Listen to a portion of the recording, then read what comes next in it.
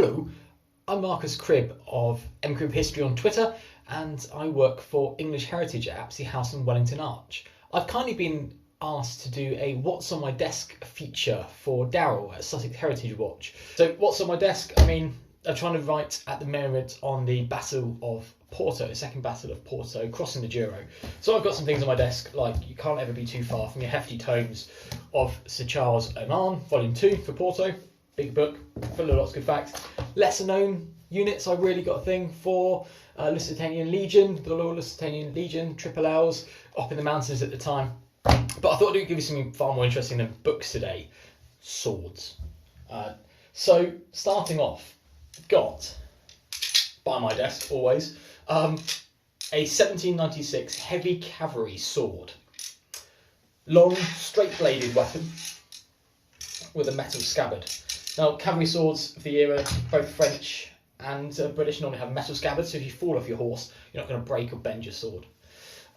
Straight-bladed, with a slight tapering at the end to give it heavy weight.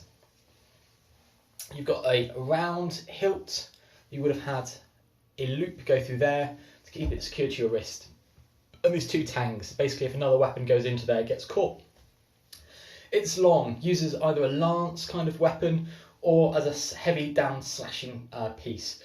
All the troopers and officers would have learnt 8 cuts into various positions to come down. And this is all wrist motions to attack the enemy rather than wild hay cutting motions as was previously done. It came in from 1796 pattern to revolutionise the British cavalry, as they previously bought swords ad hoc and were seen to be cutting wood. They thought they cut so wildly, and they were even seen to actually cut off their horses' own ears. Now this sword's very famous. It's made famous, the 1796 heavy cavalry sword, because of the TV series Sharp. And because that soldier, being known as a murdering officer, slashing his way through columns of Frenchmen and occasionally British officers who stood in his way. This is a particularly special weapon, because not only does this replicate Sharp's, this was actually used on series 2 and 3 of Sharp as the hero sword for Sean Bean. So lots of posing, lots of close action, and it's in lovely condition considering it did, I think, 2 years out in the Crimea for filming with Sean Bean, and a recent purchase of mine as a bit of a fan. If you like the Peninsular War, you can't go too wrong with a bit of Sharp. So not only the sword that Sharp would have used, but actually Sharp's sword.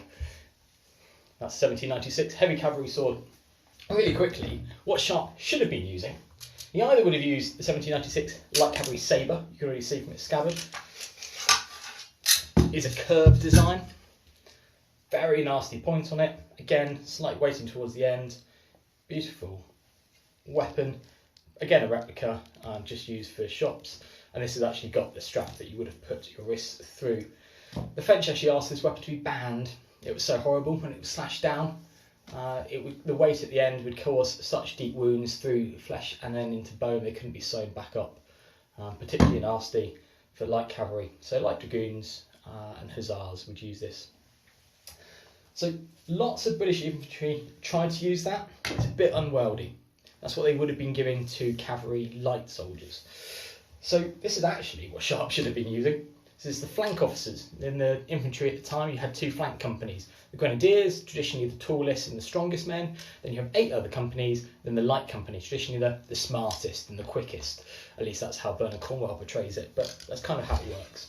They have a few different things. The officers also have a slightly different sword.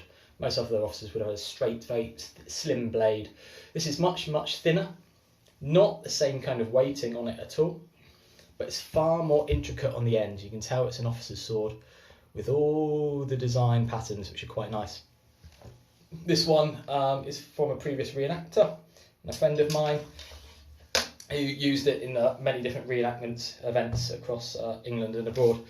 But yeah, swords, good addition to a desk, gives a bit of character for the era. Sharp sword, light cavalry sword, and flank officer's sabre. That's what's on my desk today.